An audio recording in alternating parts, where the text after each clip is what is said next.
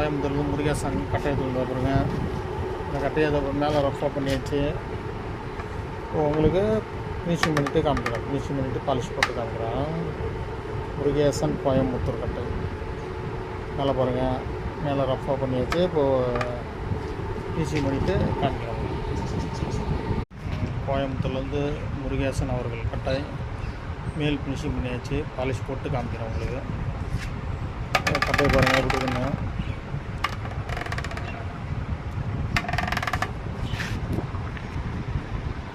கோயம்புத்தூர்லேருந்து முருகேசன் அவர்கள் இவங்க கட்டுவேன். அதில் மேல் ஃபினிஷிங் பண்ணியாச்சு. பாலிஷ் போட்டு உங்களுக்கு காமிக்கிறேன்.